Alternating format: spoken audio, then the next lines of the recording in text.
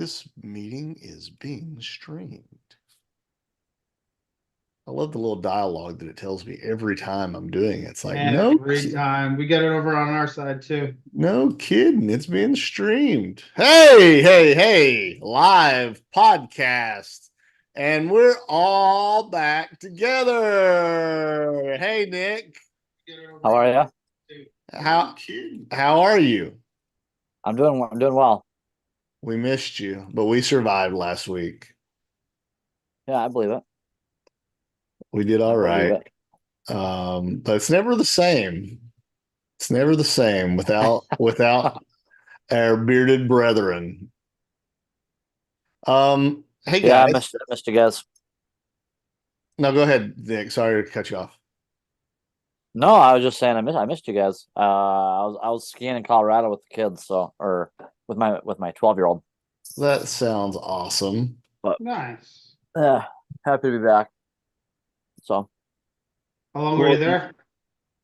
We took off Sunday, we got back on Saturday, and then I leave this Sunday with my youngest to head back out to Colorado to ski with her for a week, and then I'll be back. So Nice. yeah, totally. But so anyways, yeah, I'm happy to be here. Nick, you were saying what a week you missed last week. Totally. Like I didn't really do much. I didn't sell anything. I didn't reduce anything before I left. I just basically had my trail stops set, and literally nothing triggered. I was kind of surprised I didn't get stopped out of some of my Google, but it must have, like, it barely missed my trail stop. So anyways, yeah, I think I definitely would have gotten chopped out of some positions if I would have been sitting at my desk. Just looking at how things kind of played out. So it's been kind of a crazy couple weeks. We weren't on for 2 weeks, and then you were skiing last week. Yeah. It's been a crazy end of January and starting February now. I mean, let's not even look at the SPY. Let's just go straight to the Qs. I had NVIDIA up for a reason. It's just all-time high after all-time high. Let me get off the daily. There we go. There's the Qs, but I want to talk about NVIDIA for a minute. GP, you were saying as we started up the podcast that maybe this and SMCI are a little long in the tooth, and boy, bulls are thinking maybe those teeth can grow a little longer. But when you have these moves, I mean, SMCI 128% in 5 weeks. NVIDIA, we know what NVIDIA has done for the last year. But again, in 5 weeks for NVIDIA, up 44%. How long can we keep expecting to see these types of returns, GP?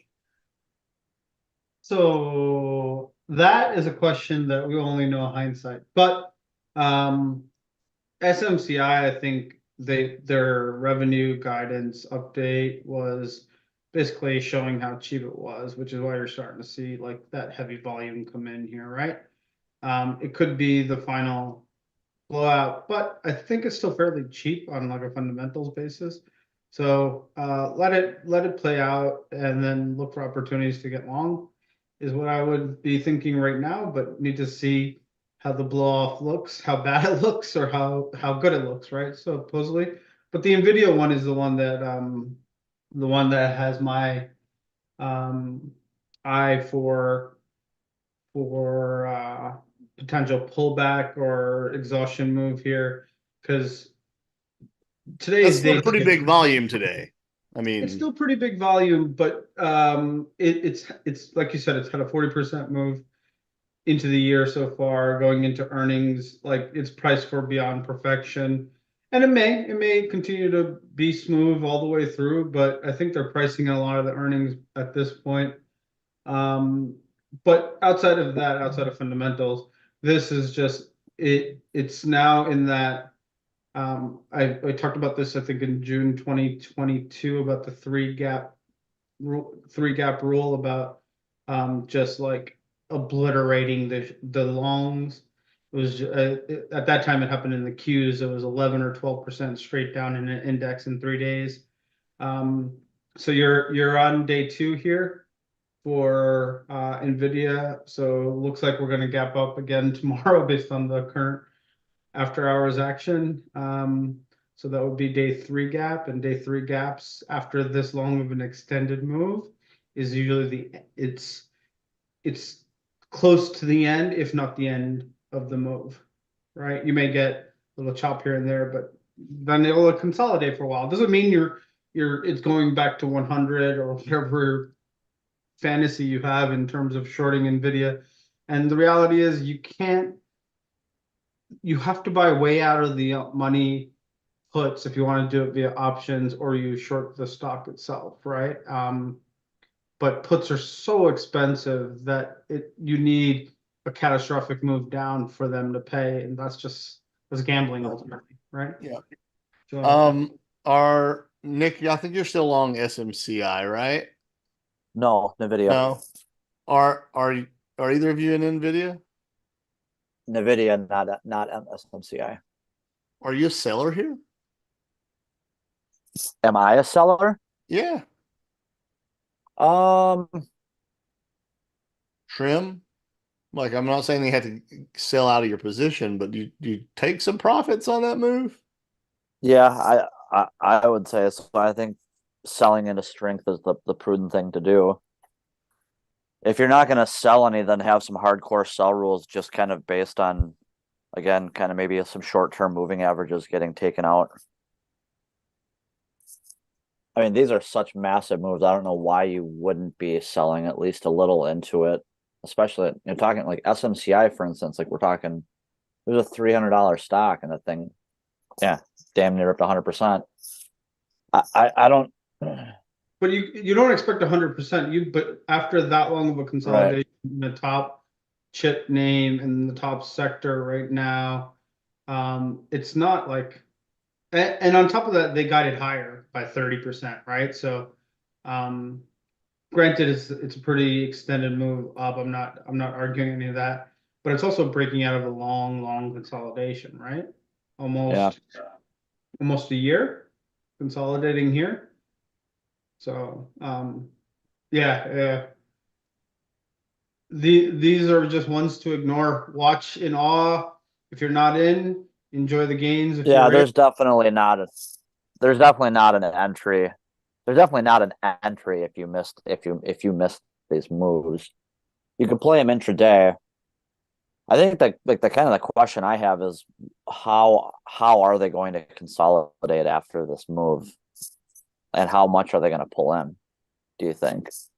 the reality is, I think super micro SMCI market cap is only what, 7 billion, right? No, it's 37 billion,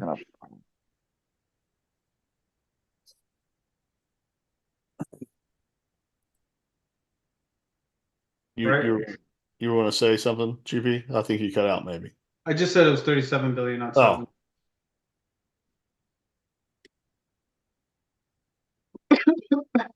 Yeah, it's just not on my radar in terms of um in terms of trying to short it or anything here, right? I think that's you can potentially hit a home run, but you're asking for a lot, and that goes beyond any kind of proper risk parameters. that's Rachel. She's joined us tonight, and she says Nvidia is her largest position with a cost basis under 90. And I replied, I'd be selling calls forever on Yeah, that, Jesus. right? Like that's some good income to make. If you sell a strike far enough out, I shouldn't even say that. At this point, who knows how high Nvidia continues to go. Um, Can I but sh- can you, I share a story? yeah, go for it. So I was talking to a family member of mine, and he's in NVIDIA. from 15 and AMD for around 2. He's one of those guys. He's one of those guys who just holds, right? He doesn't ever sell. So he's in from $15 on NVDA. And I was talking to him last year, and he sold. This is the first time he's sold any NVIDIA in what, 15 or however many years he's been holding it at 400. And I told him it was a bad move. He's like, no, but I got to take profit. I was like, yes, but take profit later. So, but yeah, I'm always impressed by those people who can just continue to hold positions, and it's a double-edged sword, right? Because you'll hold the losers down, but you also hold your winners down, right? So, Yeah. But talk about massive, massive gains from 15 Yeah, bucks. no kidding. It's just that's amazing. I mean, even with Rachel's cost basis of 90, that's incredible. Yeah. Um, yeah, I think we talk a lot about the philosophy and the psychology of how and why we make trades, but I will stand firm in my conviction that selling is the hardest part to me. It's a little easier for me when I'm selling calls and I'm willing to get potentially called away, but just closing out or greatly reducing a position that's run, you always think you're going to get a little more. And that's probably what your friend who sold at 400 was thinking. GP was like, I'm in from 15. 400 sounds pretty darn good. And you're like, well, I think it goes higher. And, the little angel and devil on your shoulders, like, you should sell, or no, it's going to go higher. It's an internal struggle for a lot of folks, and myself included. What do you guys do? How do you approach it? Do you have rules already set in place of, okay, I want to sell at X price point, or I want to sell when it breaks, like Cookie, the monthly 9 moving average or something like that. How do you guys look at approaching taking these huge gains off the tables while you still want to let the winners run, right? So I'll answer his approach. How about that, right? Sure. From holding from 15. His daughter wanted to buy a house, and he's like, if I keep it in the stock market, I'll do something stupid. So he sold. He only sold a quarter of his position, but he sold his position to help his daughter buy um an apartment or a house or whatever, right? Because it's not easy to buy these days because the prices are pretty high, especially if you're in some of the cities. So that was his reasoning, which is a valid reason, right? If you're gonna reallocate money from because you never know in the stock market, it could have easily gone back to 100. Not saying it would Sure. have. I'm just saying you just don't know. Yeah. So selling and taking profits to take physical assets is never a bad idea, right? No, it's not. So from a trading perspective, trailing stops. That's the easiest way to handle this, right? If you're at a point where you're in at $90, Rachel, and you want to participate in the gains, but not like a major sell-off from here, then put in trailing stops. It could be wide trailing stops. It could be price-based trailing stops. It could be a different way of doing trailing stops, but set a trailing stop and let the market take you out. Don't take yourself out. It takes a lot of the. I'm a diehard trail stopper too. Like it takes so much. It takes so much stress and pressure like out of the trading. I think. Um, I had to implement a trail stop strategy just because coming from like more of a day trader background or like starting out as a day trader, moving into like swing and position trading, dude, like I couldn't hold a position longer than like 3 or a couple days. Yeah. A stock would break out of like a sweet looking base, and it's like I'm selling. Like I'm selling after a couple point run or like the initial breakout, which is great if you're just like a real short term momentum trader. But if you're wanting to catch like a bigger move, like you can't, you're just it's that inner piker, what I refer to as like that inner piker that wants to sell out. Um, I've also a mentor of mine, just throwing it out there, how he used trail stops was all based on a weekly chart. And after any new high was made, he would use a 6 bar low. So just take any weekly chart, and as if he basically raised his stop right underneath the low of the sixth previous bar. I like moving averages in particular, just because I think not so much for. I like moving averages because I think it shows like behavioral change as well, not just technical, I guess. Kind of what I'm trying to say. But I don't know. I think it's all part of your trading plan, however you set your plan up. Yeah. Well, I mean, Like, especially if you have a like, let's say you're buying you have a base, nice long horizontal base setup, and you're using and kind of like how you're setting your risk as well. So like if you're using like an ATR to set your initial stop, like let's say you use like if you're implementing like a trend trading strategy, and you might use like like a 1 week ATR or like a 2 week ATR. As soon as price moves in your direction or in your favor, the same distance it would have been to your stop, you might as well sell a little bit there too, because now you're in a risk. If you sold half your position, you're in a risk-free trade, even if you were to allow that low price to break all the way back to your original stop. You know what I'm saying? Yep. For the well, most part. let's just say somebody caught the bottom, right? They bought 110. Let's just use a nice round number. They bought 110 back in October of 2022.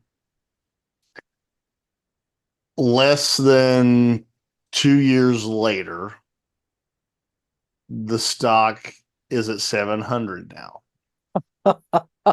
All right, Yeah. like this is how ridiculous this is. I mean, this doesn't have anything to do with SMCI. I know it was a ridiculous move too, but this is a ridiculous move. Um, I don't know. Let's just say you allocated 10% of your portfolio into this, right? At $110. That has grown so exponentially that you're probably at 25, 30% or more of your portfolio now is NVIDIA. Um, I don't know. It's just I wouldn't close out of the position, but a No. number like 700 pop up on my screen and I'm still holding from 110. I've got to Sell some. trim something. I'm Yeah. not saying that, I'm taking my now quarter of a position back down to 10%, but that's 523% in less than 2 years' time. I mean, if you full ported that, you've retired early. Congratulations. I don't know. I just feel like it's disingenuous to think that it's not wise to trim on the way up and just let a trailing stop, come back down and get you. I don't know. I would rather be selling 700 than 665. You know what I mean? I know it's marginal difference, but at the same time, it's just it's just orders a I big mean, what numbers if it there. continues to run though? Like, what if it runs straight to 1,000? I mean, it keeps running and you didn't sell Yeah, out of I'm your just saying, like, position. how? Sure. I think we I'm started this saying selling conversation 700 upon the versus. premise of GP saying that we've probably reached exhaustion. That doesn't mean we're going back down to 100, right? So, as technical analysts, I mean, we're foolish to say that this can just pull another. What is that? So Another 30%, 50% move. I Right. would say I would have said before I just looked at it, I would have said sold January 2025 calls against your position, right? So you bought Yeah, yeah. 100 shares. I would sell the I believe the thousands are $41 right now. So if you sold one, you would get $4,100 back, right? So you're recognizing gains. If it doesn't go to 1,000, you get to keep that, and you also get to keep your shares, right? Yeah. Problem with that is if it goes from here 700 back down to 300, you're like, oh crap, right? You've lost more than those gains, and you're kind of tied to it. I would have said that because I would have expected implied volatility to be much, much higher on NVIDIA based on the move it's had. If you looked at Tesla when it had its parabolic move in 2020 and 2021, you were able to sell calls a year out, and the implied volatility was close to like 150% or 200%. It was nuts. So selling calls there just made sense because as soon as the implied volatility came down, you were able to buy. I think I sold calls and bought them back a month later after that kind of parabolic breakout move for 50%, right? So you're not tied in. You can buy it back as soon as it comes down. But the implied volatility is not high here, so I wouldn't do that. What I would probably do is sell some NVIDIA and buy some SMCI on a pullback, right? Because the reality is, I think NVIDIA is growing, but it's going to be harder for NVIDIA to grow into its market cap than it will be for SMCI. SMCI market cap right now is 37 billion, and their revenue guidance, just the update they gave was from 10 to 11 billion to 14, almost closer to the end of $15 billion for the year of 2024. So they're only actually still trading at about a little over 2 times sales for a company that's raising full year guidance by 35%. After already basically they're going to double revenue from last year from 7 billion to 14 billion. So that one still seems really cheap to me. So I'd be looking to make that move, if anything. But So you would be buying SMCI here. I wouldn't be buying either one here. I'd be Okay, waiting. all right. I'm Uh, just what I'm saying is, if you're inclined to sell because you want to take some profits and trim, like you said, bags, yeah, okay. I would sell this and not get back into NVIDIA. They are best of breed, but SMCI is the cheaper model here, so to speak, right? So if this continues, the SMCI and their revenue and their guidance continues to update or whatever it is, upgrade, then I think SMCI has more chances of expanding its market cap than NVIDIA does. I really like Feel what that. Andrew said in the chat. Sell a little and hope you regret it. But I also like Rachel's strategy of keeping her commons on and just buying and selling call spreads. Yeah. Keeps you active, keeps you involved. You keep your core intact, and you just trade around some options.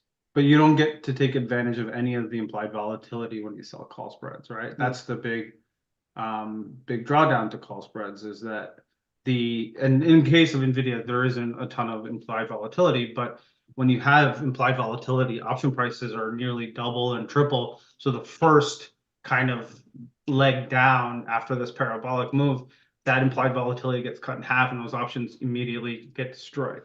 So that's part of why I wouldn't be selling call spreads in general, but in the case of NVIDIA, I am just quite shocked that the implied volatility is so low for a year out. All right, so next question. I own NVIDIA. I sold a third of my position at 700 today. When would you look to get back in if you were me? I didn't really do this. This is hypothetical. On the retest of 500? So you would wait for it to come all the way back to 5? Right now, I Breakout? would want to see how it consolidates, right? Like this is Yeah, the we don't know pyramid. how. What's Yeah, that? I don't. I'm agreeing with you. I don't. Yeah. I don't. So the parabolic move could end at 900, and then this consolidation area could be the area where it comes back to test, which is around 600. I don't know where the Right. move ends. I don't know. I can't Yeah, give. but Yeah. if you're me, what you would plan as for a trading plan is okay. I'm gonna sell a little bit at 700, and right now I want to rebuy the retest of the breakout at 500. And if things get squirrely, I've got plenty of time until it gets back to 500. And if it doesn't get back to 500, then que sera, sera. Yeah, or you can readjust the trading plan and be like, okay, well, it's not selling off like I thought it would, so it's now consolidating in this range, so maybe I take a stab at it here again, right? Wherever that ends up being. So, or you can just, as you said, sera sera. It really depends on what you want to do. There's everything you do will most likely be wrong, except for the handful of people who will get it timed perfectly on FinTwit, of course. Yeah, we always got those perfect uh top calls and perfect bottom picks. I think it's great. Nick, what about you? 500? Yeah, I think I want to see how it trades from here. If kind of same thing, like if we were to see a more violent pullback, yeah, sure, versus 500. I think if price if we start to grind, melt, or just kind of move sideways, I'd wait for like kind of a range to form and just see kind of where it puts in its lows. It could be versus the 20-day, it could be versus the 50-day. You might not get 500. I mean, by the time the way it's looking right now, by the time you get an opportunity at 500, the 200-day moving average is already going to be through 500. Like the 200-day moving average is at 440 right now. That's 60 points off of 500. So it's like it's a tough. We don't know what we don't Yeah, know, and yeah. I need more information to really throw it out there. I need to see how it trades. It's also I'd have a trade. lot of It's if also thens. $1.7 trillion valuation. So Yeah, I'm at the point where at whatever point you sell, yeah, maybe it can churn higher. Maybe it tags the 2 trillion mark and then sells off, which is about your 30% move higher, right? And then it sells off. But 1.7 trillion, they are not growing revenues that much. They just can't even produce that much, to be honest. And what was their total revenue in 2023? 13, 26, 44 billion, 50 billion. So they're like it's going to be really hard to grow into this valuation in general. But doesn't mean the move can't continue. I'm not saying any of that stuff. But at 1.7 trillion, I'd be very, very cautious of the move. Like they'd And have to we they'd still have have to a couple more weeks till earnings. yeah. Okay. I feel like Microsoft is we 3 trillion. another chart that has just gone wild since October 2022. All right. So we've talked ad nauseum here about NVIDIA. Let's go to our favorite Tesla here. GP, last time all three of us together, you said watch out below 200. Well, we're still below 200 now for the what is that, third straight week? Yeah. It's in a downtrend, perpetual downtrend. It's showing at this point that it wants to stay in the downtrend off of any news. Well, and we talked about the other thing is what catalyst is left in Tesla really to make it go higher, right? So now you need to see buyers step in and say, hey, we know there's more catalysts coming, so we want to come in. But right now it's in a what nearly 2 month downtrend. And reality is it's been in a downtrend since 2021. It has continued to make lower highs on that chart.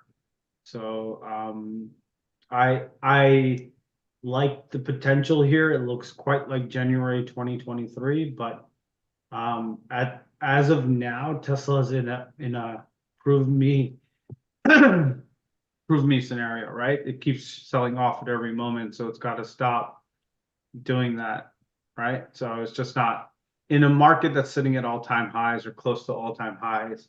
There's no reason to be chasing this at this point until it shows you you should be in it. Nick, what's your take on Tesla? Yeah, I'd agree. I think that gap down bar. I talked about Tesla a little bit today. That 120 January 25th bar is a pretty big volume bar. I think that there is a chance that it put in its low today. But the January 25th bar is the bar that I'm kind of paying attention to. And I don't really have a whole lot of interest in trading Tesla, but I think at least right now, I agree like with GP, it's like kind of like a prove it to me, but Tesla just being Tesla, like I think it could run to 300 like no problem as well. It's basically at the low end of this channel on the daily. And yeah, I don't know. It's definitely caught in the trend. I think you just need to wait for it to reverse. I wouldn't be throwing like darts and trying to catch the low because that just kind of seems like a recipe for disaster, especially when there's stuff that's actually moving in the direction that we want. So neither one of you would be willing to leg into this here. I would. I think the fact that it closed above 180.06, I think that was that's the low of the January 25th bar. I think it's like near term, I think it's gonna go back after that 192, 193. When it does that, price is gonna be bumping up against the 10-day, the EMA, as well as the 20 days, obviously also declining. So it's gonna have a little bit of a battle, right? I think obviously it'll have a little bit of a battle right there. I think you just got to kind of wait and see. I'd rather be stepping in somewhere down here around 200 than on like let's say a break above 220, 230. Just kind of like the way that I'm looking at the chart. So If this wait. trend continues, yeah, I mean wait right now, unless you bought 180 and have a pretty tight stop as in like underneath today's low, don't bother. Just wait. Yeah, just wait. There's always that chance that we test the kind of the low 160s. We have some support there. That gap from early last year, January last year, is kind of sitting right there too. I don't think this is going too much lower. I think for a long-term holder, it's tough not to think anything under 200 bucks is a gift, but how it behaves and how long you're going to hold it, obviously, kind of totally up to you. Seems like every other day there's a new Elon or Tesla hit piece that's out. That kind of makes me think we're coming close to an end of this cycle, maybe. Yeah, I How would. how much more crap can we throw out there to from a news perspective? I know this is a technical analysis, but kind of got to read the sentiment too. Yeah. Yeah, Usually when the drug stuff starts, it's it's closer to the end. But who yeah, knows, man? But ultimately, with everything that's actually the only things that are moving are NVIDIA and SMCI. So uh, everything is kind of sideways or down. So there's not a lot worth it in the markets. It was a pretty bloody day today. I mean, I've got my Excel watch list here, and it's pretty red. You had a few China pops, Yeah. And then oil, you have semis. Eli Lilly, which is about to pull a NVIDIA as well. yeah. She's You see it not after hours. No, I nonstop. didn't see it after hours. It's up It another is 20 pulling an points. Nvidia. Consolidate and bust out. Fat Hit a Phil's for lick. the win. Uber reports this week too, right, Rachel? I think Uber spot two. Uber is Wednesday. Trading up $1 after hours too. Huh. Yeah, They really tried to get people out of Uber right here, didn't they? Yeah, Just get you there's been a lot grinding of that. higher at all-time highs. That's a pretty badass chart too. Yeah, You said I think it's going spot, after. GP? Spot is this week as well. Yep.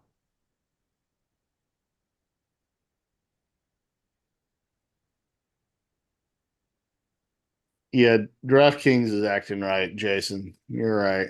Yeah, I agree. DraftKings has been a good one. Disney is also this week. What are you expecting from Mickey? I'm expecting a breakout, is what I'm expecting. But it's been acting right, right? It's been behaving and doing all the right things. But much like the rest of the market, if you're not named NVIDIA or super microcomputers, ain't nothing moving higher. But there's some good information that's been given out over the last couple of weeks in terms of earnings reports, in terms of even Apple, which sold off on earnings, got bought up immediately. Netflix broke out, Meta broke out, Amazon broke out, Google got sold. None of the Mag 7 can go up at the same time. Not, I mean, not all of them can go. It's like physically impossible. Gotta take turns. Yeah, it's literally physically impossible. So, but they're just rotating between the FANG names, taking out all-time highs. But it's nice to see those things kind of react well. The two names that I have on my watch list in terms of earnings that I'm watching for is Disney. They reintroduced the dividend, which brings back a different a new investor base, and the chart looks good. And then there's Roku.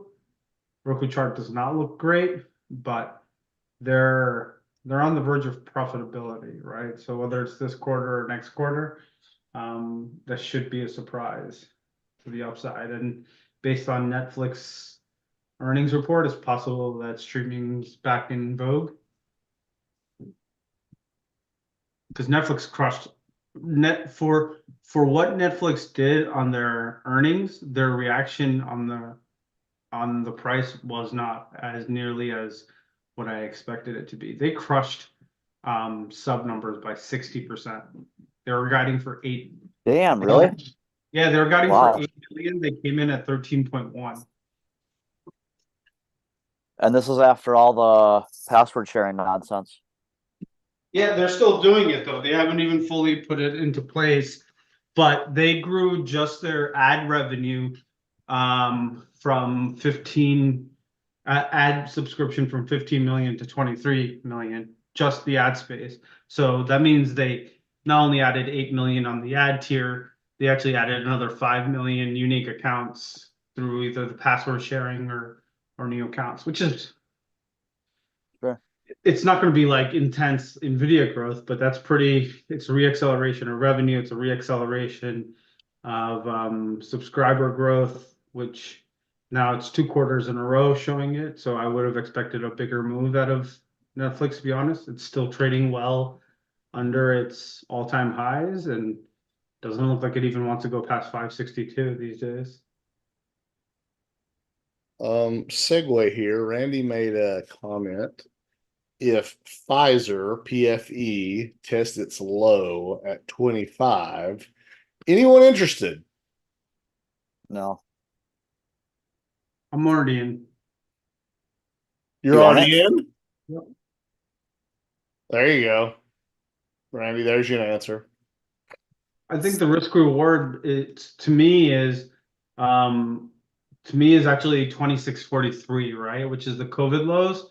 So if the COVID lows hold, you have a really good risk to reward here. Literally, it's 14 cents to the downside minus, I don't know, add another 15 cents for uh algorithms or whatever going just slightly below. So to me, your risk is very, very minimal here, and the upside for at least the mean reversion bounds after this much destruction is, I don't know, $3 or $4. So you're risking maybe 40, 50 cents to go $3 higher, $4 higher. So I like the risk reward. Under 26.43, I would not want to be quite long. Honestly, it could go much further down at that point. So I'm I using the feel that. COVID lows. For me, it's the COVID lows that matter. But you can also use the prior quarter lows, which is 25.76. Depends on how you do things. So to me, that COVID lows was a retest of that COVID lows last quarter. And so far, we haven't made a new low this quarter, and that was on earnings. So it's a good sign. Yeah, I don't disagree with you on that, GP. I think it could be a trade up into 28, $29 from here. I think it's an own here, right? As long as it holds that level, because it's also got a 6% dividend on top of that, right? Does it So have a 6% divvy? 6% divvy. If the feds are bent on cutting rates, sorry, maybe not March, but May, we must sell everything because it's 2 months later, or it might be 3 months later, or 4 months later. But the overall message is they're cutting rates down, which means your checking account and all that stuff is going to be coming down in terms of what they pay. Then these dividend names that are above 5, 6% start to get more attractive, in my opinion, as well.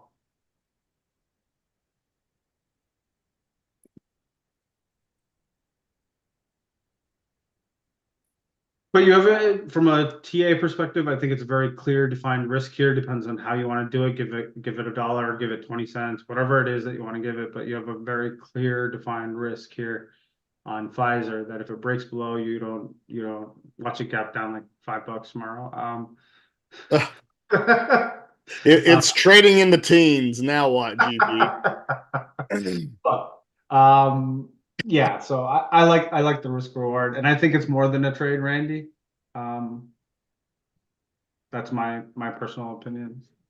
I think it's a hold for a while here.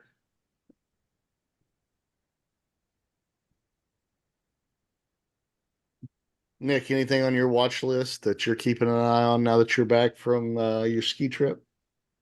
Um, I like the looks of MDB here. Probably one of the MongoDB. yeah. Probably, I'm also obviously paying attention to my CLAC and LRCX. I think those are starting to curl up.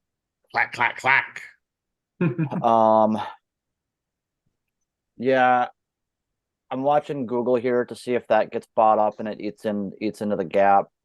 I wanted to see some more follow through today than what it got, but I love that bar off the 50-day. What else? IDXX was one that I was watching today that put in a massive bar, ripped off the 50-day and kind of put in a pivot high. Yeah, that is a big bar. I'm there's not like a lot that I'm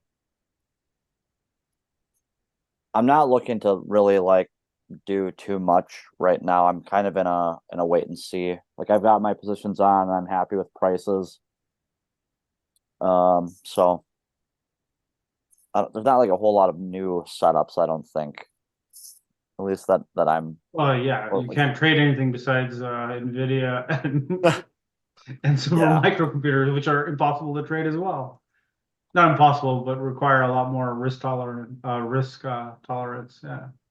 Are we a little tired of the market? Like I don't know, GP. Like you've commented, there's only two stocks to trade a couple times now, and while the indexes are higher, there's still quite a bit of pain in some individual names out there. So are you tired? Are we I'm tired as a group of not stocks right tired. now? It's more frustration, but this is part of the monetary. We've been talking about the monetary shift, right? The regime shift for a Mm-hmm. couple of years now. You don't have free money options anymore. You have places where people can put money outside of stocks. So the same kind of V shape, the same kind of moves are going to take much, much longer here.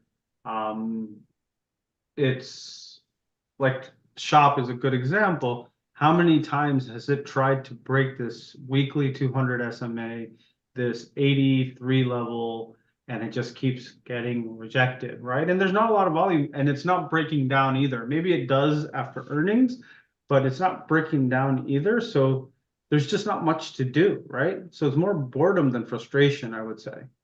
Okay. Yeah, I'm in agreement with that. I think that if you're positioned well and you know bought the kind of the I don't know whether you want to call it the breakout or lows or pivots, whatever, kind of into the end of last year, that's all you can really do is sit right now. Like like what I keep trying to tell myself is like don't try to get fucking cute. Just fucking hold. Sorry for my language. Just hold your positions. Like if you want to sell some, don't sell. Like boredom's not a reason to sell, and boredom's not a reason to short the market either. So that's just kind of what I've been trying to tell myself. I was like, dude, stop, don't try to get cute. If you try anytime I try to get cute and thinking that I'm gonna get like a better price or like position myself better, I end up missing a move and kind of losing out on a position. So It's a challenge not to get cute when you're already cute. I just did an imaginary hair flip when I said that. sure. Yeah, that's right. But like, look, Yeah. if you got cute with your hair flip on Meta, you got destroyed, Oh my right? God. You Sure. got destroyed. Not only did they announce a bigger buyback, they also threw in a dividend just for shits and giggles. And it had a 21% move or 22% move or something like that. And yeah, but if you let boredom, you would have been like, oh my God, look at that topping candle, reversal candle on the 30th of January. And then you missed out on 100 points, right? Or something like that, or 70 points on the stock that you've been holding for a long time. I don't know. It's more boredom. Things are just not moving.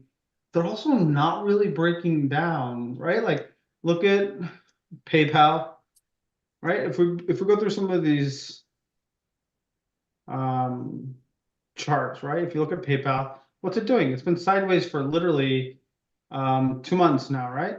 It's not breaking down. It goes higher, it goes lower, it goes higher, it goes lower, it goes higher, it goes lower. The ranges are getting tighter, so there's probably a coiled move here somewhere.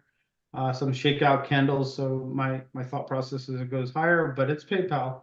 They're not innovating crap. So, but Roku up three, down three for literally the last 2 months.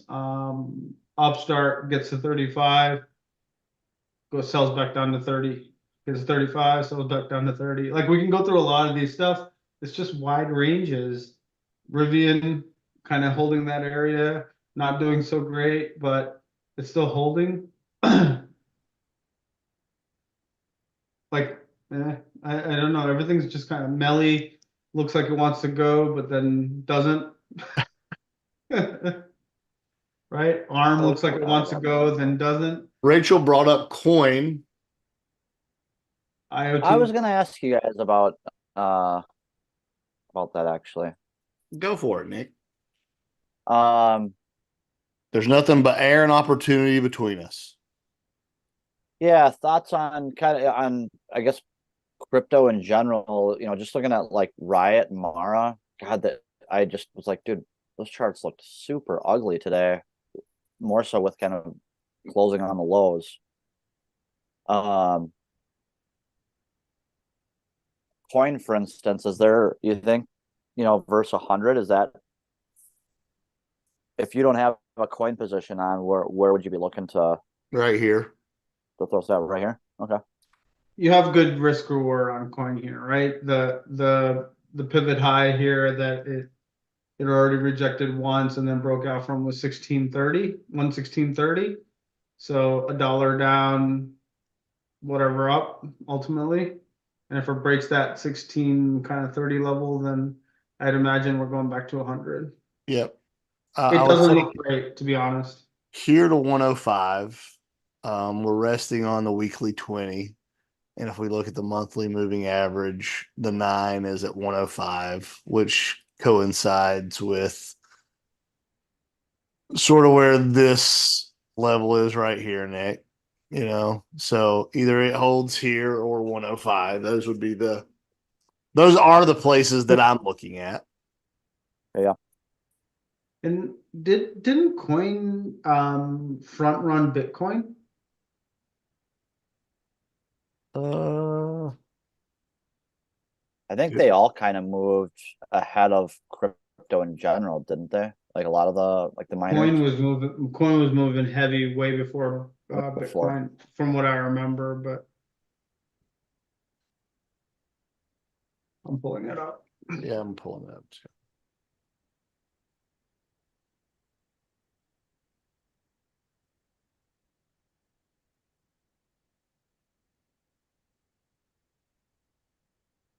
So January 23rd. So Bitcoin broke out of its kind of sideways Yeah, it consolidation. broke out like a week before or 2 weeks before, actually. Yeah. Coin had its bottom and then moved, and then 2 weeks later. No, it's about the same time. No, it's the same time. The week of January 9th. The week of January 9th. Yeah, it's the same time. Yeah. But Bitcoin doesn't look phenomenal. It just looks sideways, right? It just doesn't look Yeah, like it's it's just moving. sideways. Yeah. And so it's funny that Bitcoin is sideways, yet coin is down, what, $70? Flagging above the moving averages in a tight range. Nick, is that like how many weeks tight? Would that be weeks tight for you on Bitcoin? 1, 2, 3, 4. Yeah. 4 weeks tight? Yeah. You wouldn't count the fifth, or you're not counting the current week. I'm not counting the current week yet. Yeah, okay. Yeah, perfect. 1, 2, 3, yeah, 4. 4 WT in the 4 house. WT. And that's a 3 month tight. We're working on a third month, right? Yeah. Yeah. Hmm. Yeah. Yeah. A 3 MT. Oh Look yeah. at that. MT and then a WT. Mm. Do you think that the move that we're seeing in NVIDIA right now, like the type of behavior that we're probably going to see when this thing does kind of cool off is kind of what Tesla's been doing the last couple of years? You mean sort of cool off the way It's, Tesla's cool off? Is that what you're asking? yeah, just kind of basically move sideways. I mean, we've been sideways in Tesla since, I mean, basically middle of 2021, really. Yeah. Could be. Yeah. I, it's hard for me to prognosticate that. Yeah, for sure, for sure. Because I mean, yes, Tesla is a technology company, but um, NVIDIA is driving technology, right? So it's Yeah. kind of hard for me to put them in the same boat. Rachel brings up she doesn't know what a 3 week tight is. Nick, do you want to explain that? Sure. A 3 week tight is on the weekly time frame when you get 3 consecutive weekly closing prices within like I think 1 or 2% of each other. I mean, I'm pretty lazy with the term. So Yeah, these Like if three they, one to right two here on percent. Bitcoin, these would be the three candles. It is 1 to 2%. yeah. So More than that. the what it's implying is that institutions are getting involved in kind of pushing price around, and when you get the tight closing prices, it's kind of a I wouldn't call it like a support level per se, but um, I would look at it as a price to trade against or trade versus. I'd look at it as an opportunity to add into an existing position, um, or if you know, a lot of people trading like high tight flags or like bull flags on like a daily time frame, a lot of times will show up in the form of like a 3 or 4 or 5 week tight pattern on the weekly. Does that answer? I don't know if that answered your question. What kind of move Yeah, do you sweet. expect from a 3 week tight? 3 week tight. Randy says squeeze. You think it's Yeah, no, like I'll measure the leg. So like if like I'll measure the leg prior to it, you know, leading up to that 3 week tight. So for instance, so if you got Bitcoin up, or wait, what do we yeah, I got Bitcoin now. on here? Um, I'd measure the leg from so like from 28.4 up to let's just say 44. I'd measure that leg, and then I would add that on to let's say 3,800 or 38,000. I'm sorry, and kind of measure it Do you out. think it starts all the way from 28? I thought it only was the current range, which is 38 to 48. You could, but I'd be using the 3 week tight as the B and C points on like an ABCD leg or an ABCD pattern. Okay. That It's just makes sense. how I would is how I would kind of do it and how I would measure out a move. Yeah. And like then you have the horizontal resistance that comes into play too, which is around Yeah, what 53,000 or something like that on Bitcoin. And it the big one takes above like that is 58. yeah, you know, like in all the books that you read when they show examples of like high type flags or bull flags or bear flags, they all look so fucking pretty. And it's Yeah. like, dude, how often do you get like a picture perfect setup and it works out perfectly? You don't. I mean, you do, sure, but not often. I think the 3 week tight pattern kind of, I don't know, it eliminates some of that because you're kind of ignoring the highs and the lows a little bit. Yeah, that makes sense. Are we going to talk about small caps at all? We can, Yeah, GP. What IWM. would you like to talk about small caps? It's the raging debate right now in the stock market. So just wondering what you guys think.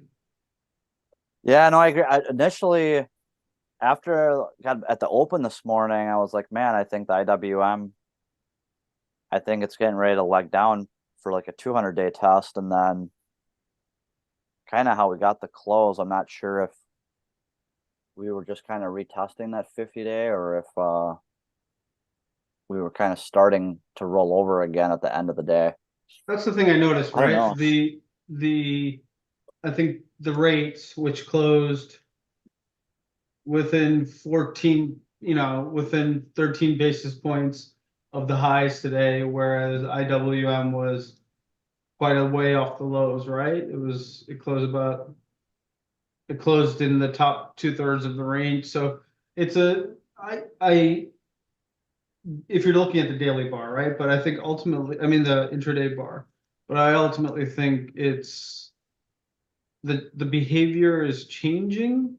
But like, so the message I got from FOMC was, hey guys, we're gonna cut rates, just be patient. We're just looking for a little bit more confirmation on the on the data, right? And obviously, if the data ticks up, then the confirmation they won't get and they won't cut rates. But if the data continues to trend down, as it's been for the last whatever 12 to 14 months, then they will cut rates. So yes, maybe they don't cut rates in March, but what's the overall arching theme is they're gonna cut rates. They're looking to cut rates. They just need the burden of proof for them. Like this was similar to November 2021, right? Where inflation is transitory, and then they boom started raising rates like it was no one's business. So they're always a little bit behind, but ultimately they're telling you um, that they're going to cut rates. So it'd be interesting to see IWM to continue to hold here because it's a forward-looking market. Just because it's been pushed out a few months, 6 months or whatever, it should still continue to hold aggressively well. So that I'm looking for it to hold. It could just be range bound until until it gets closer to For that sure. range, right? It could just be gonna attack the highs of 205 and then back down to 180 and create another base up here in the top part of the previous range or whatever. But it looks constructive to me. It looks really constructive to me. I think as long as it's holding all the moving averages, it's okay. Yeah. I don't particularly like the daily candle so No. much, but I don't look at the daily that often. So when I zoom out and look at the weekly, it doesn't have the best look on it, but at the same time, you've got a rising 20, you've got a flattening 50, you're above the 200 weekly. And we all know that you can, capture the 9. It can serve as resistance, but that's the easiest one to capture at the end of the day. So I kind of see it as warning shots, that you want to watch it to see if it does something lower and then take action, as opposed to um, just casting for fish right here. Um, Similar to what Nick said earlier about buying higher on Tesla. I would rather buy the breakout. We've talked about that in gold for a long time. So buy over 200. Why waste the 190 when you could still be in this faffing area?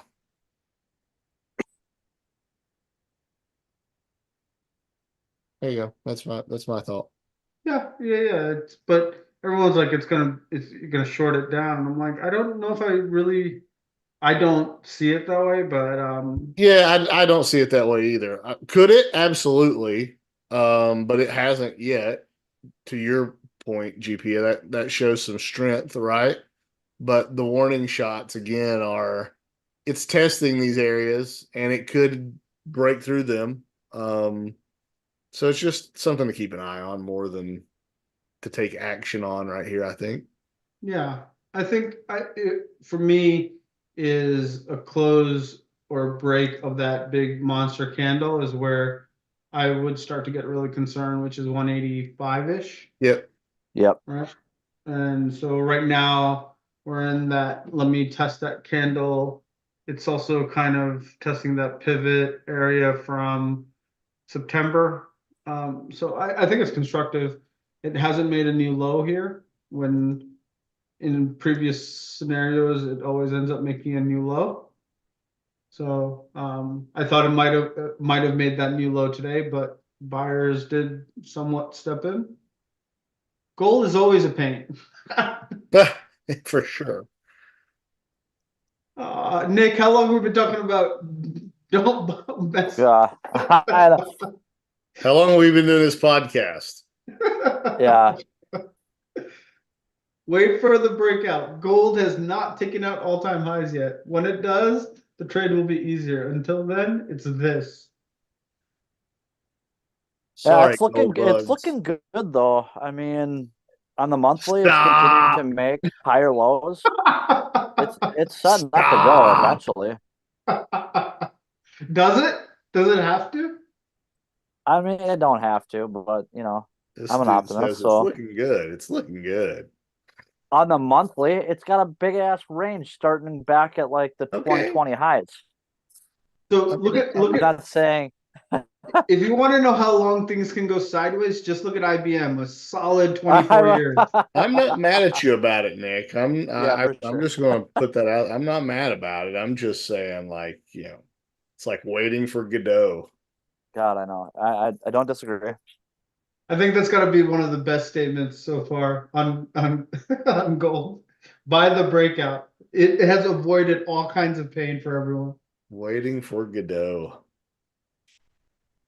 All right, gentlemen, we've run long, and that's okay. I appreciate you as always and your time and your knowledge and your insight. Thanks to everybody for keeping the chat active. Loved it. Thanks, Rachel. Thanks, Andrew. Thanks, Randy. Thanks, Jason. Sure, I missed somebody in there. But we appreciate you guys for tuning in and listening to our diatribes, our rapport. Um, and we'll do it again next Monday. But I think we're going to be working on some new cool stuff here over the next couple weeks. So we'll be sure to drop that for you.